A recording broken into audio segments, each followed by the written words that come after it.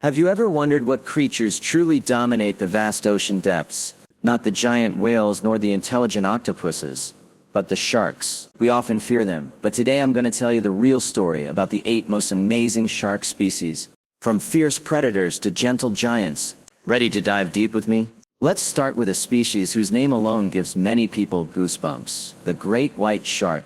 Imagine this. A shark over 6 meters long, weighing more than 2 tons, rocketing out of the water like a missile to catch a seal. They have hundreds of serrated sharp teeth that regrow throughout their lives. A single drop of blood in 100 liters of water is enough for them to detect. But you know what? Attacks on humans are actually very rare. Most are just misunderstandings. They think we're seals. Nevertheless, their bite force reaches nearly 2 tons, enough to crush bones in a single snap. Their lives aren't easy either. Slow reproduction, overfishing, making their numbers decrease more and more. The great white reminds us that true strength is sometimes very fragile. From the great white, let's move to a species even closer to humans than any other, the bull shark. This species is truly scary because they can swim in both saltwater and freshwater. Can you imagine? They've been found in the Mississippi River, the Amazon River, even inland lakes. With a stocky build like a bulldog over 3 meters long, they can regulate salt in their bodies thanks to special kidneys. That's why bull sharks often linger near shorelines, close to populated areas. They are aggressive, with high testosterone, often ambushing in murky water. Dolphins, other fish, even land animals that fall into the water, all become meals. Many human attacks are attributed to bull sharks, but sometimes people mistake them for other species. Their habitat is shrinking due to coastal development and fishing nets. The bull shark teaches us a lesson. Sometimes the most dangerous one is the one living closest to us. And which species is the most omnivorous of all? That's the tiger shark. People call them the ocean's garbage disposals because they eat almost anything. From fish, seals, sea turtles, birds, to license plates and old tires. Dark vertical stripes along their sides when young that fade with age. Their specially serrated teeth like steak knives, blunt snout, and terrifying bite force help them crush sea turtle shells. They hunt mostly at night, thanks to excellent low-light vision. Tiger sharks live in warm waters worldwide, but humans are pushing them into danger. Fear leads to culling, fishing for fins and meat combined with slow reproduction, causing their populations to decline seriously. Yet they remain important ocean cleaners. Now let me tell you about an extremely strange-looking species, the hammerhead shark. That hammer or T-shaped head with eyes on the sides, giving them nearly 360-degree vision. The head is packed with electroreceptors, helping detect prey buried in sand like a metal detector. They use their head to pin stingrays against the ocean floor before eating them. Extremely maneuverable swimming thanks to the head acting like a wing. Hammerheads often travel in large schools during migration, but hunt alone. Some species are critically endangered because of their large, beautiful fins used for shark fin soup. Slow reproduction, entanglement in fishing gear, making recovery difficult. Looking at the hammerhead, I see how wondrous nature is in creating such unique shapes. Do you like speed? Meet the mako shark, the ocean's rocket. They swim up to over 70 km/h with a torpedo-shaped body and metallic blue coloring, partially warm-blooded to heat their muscles for even faster swimming. Makos are famous for leaping high out of the water when hunting tuna and swordfish. They dare to attack prey much larger than themselves. But life for this athlete is also tough. Sport fishermen catch them a lot, gestation period up to 15-18 months, so numbers drop sharply. Some regions now classify makos as endangered.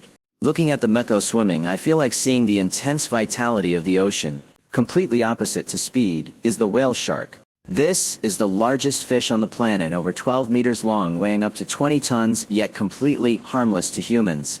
Mouth up to 1.5 meters wide, but no sharp teeth. They are filter feeders, swimming slowly with mouth open to strain plankton and krill. They can filter over 6,000 liters of water per hour. Each has unique white spot patterns like fingerprints. They wander slowly in warm tropical waters, often allowing divers to swim alongside. But humans still cause harm. Ship strikes, illegal fishing, pollution reducing their food source. Females may not give birth until 30 years old, making population recovery extremely slow. The whale shark reminds us being big doesn't mean being strong. Sometimes it means being gentle and vulnerable. As for the blue shark, they are like elegant ocean wanderers. Slim streamlined bodies, brilliant blue coloring, long pectoral fins like wings. They migrate thousands of kilometers across vast oceans feeding on squid and small fish. Curious and social, often approaching divers without aggression. Females give birth to over 100 pups at once. But blue sharks are the most heavily fished species on Earth, mostly as bycatch in tuna fishing. Millions die annually. Their long migration routes expose them to danger everywhere. The blue shark is clear evidence of how commercial fishing impacts the entire ocean. Finally, the guardians of the coral reefs, reef sharks. Blacktip, whitetip or Caribbean, they are smaller, only 1.5 to 2.5 meters, but extremely graceful. They hunt cooperatively in groups, herding fish into tight spaces, most active at night. They like investigating divers but rarely attack. Coral reefs are their home, yet now, corals are bleaching due to climate change, overfishing, habitat destruction, causing reef sharks to gradually lose their homes. They are symbols of the health of the entire coral reef ecosystem. You see, from fearsome predators to gentle giants, all of them are facing difficulties because of us. The basking shark, one of the largest species on the planet, reaching over 10 meters long, it swims slowly on the surface of temperate waters, mouth wide open like a living net. Water flows through its gills, trapping plankton and tiny creatures. It doesn't need to chase anyone, it just follows the ocean currents, where food naturally concentrates. Isn't that wonderful? A giant monster that lives by filtering water like a giant vacuum cleaner. In summer, it appears more in cold seas following blooming plankton blooms. From afar, its dorsal fin protrudes above the water like a sail, sometimes making fishermen mistake it for a whale. Similar to it is the megamouth, a shark species so rare that humans know almost nothing about it. It lives deep, diving down during the day and rising at night following the vertically migrating plankton layers. Its body is soft and not as sturdy as fast-swimming species. It is also a filter feeder, with a huge mouth, but a personality that is intelligently lazy. It doesn't need speed, just patience to follow the flow. Its life reminds us that sometimes the greatest success comes from taking advantage of the smallest things around. Moving to the cold, deep waters, where light barely reaches. The Greenland shark, the king of longevity in the ocean. It swims extremely slowly, with a heavy body, adapted to near-freezing waters. Food is scarce, so it eats whatever it can. Fish, floating animal carcasses. Some individuals live up to 400. Imagine being born in Columbus's time and still swimming leisurely until now. Its eyes are often obscured by parasites, but it doesn't need clear vision. Other senses are enough to survive for centuries. That's a lesson in endurance. No need to be fast, just live long.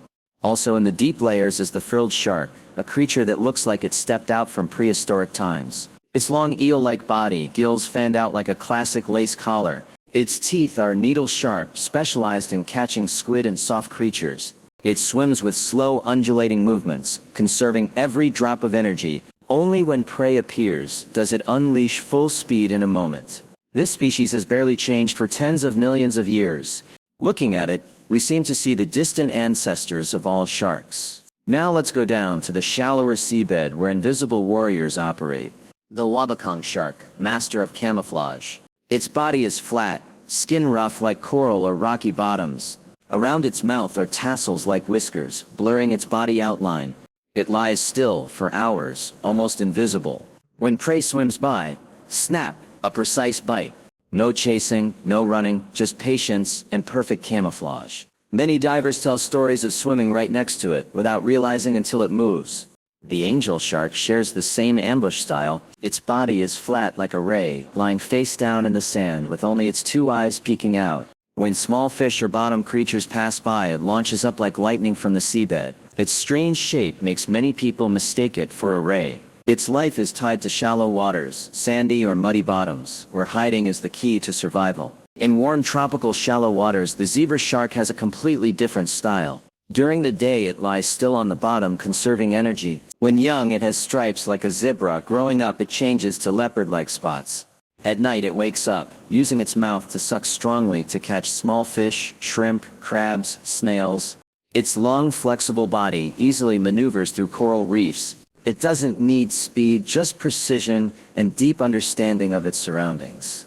The leopard shark prefers to live in groups. In bays and shallow river mouths they swim in schools, bodies covered in black spots helping them blend with the bottom. They eat invertebrates moving steadily rather than darting. In seasons with abundant food, they gather in larger numbers. Watching a school of leopard sharks swim by, you'll see the harmony between movement and environment, a gentle collective lifestyle. Now to the real athletes. The blacktip reef shark, the typical coral reef shark. Black tips on its fins stand out as they dart through coral crevices. They are agile, changing direction extremely well in tight spaces. They often patrol the reef edges, catching small fish with short acceleration bursts. Their role is extremely important, keeping the reef ecosystem balanced, preventing any species from dominating. Looking at them swim, you can feel the vibrant rhythm of the coral reef. Finally, the oceanic whitetip, the lord of the vast ocean. Far from shore where there are no coral reefs or seabed for support.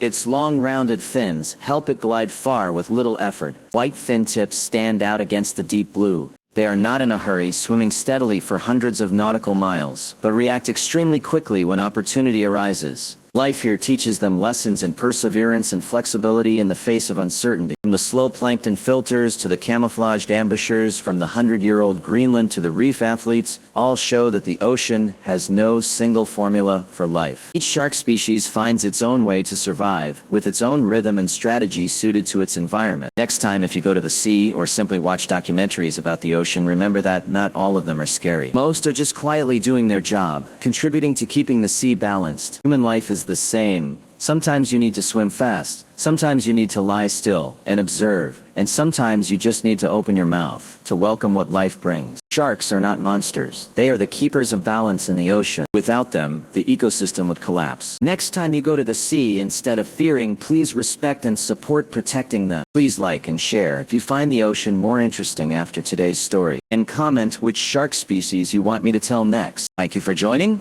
See you again in the ocean next time. Which shark species do you like the most? Comment below. If you find it good, don't forget to like and subscribe so I can tell more sea stories. See you in the next video.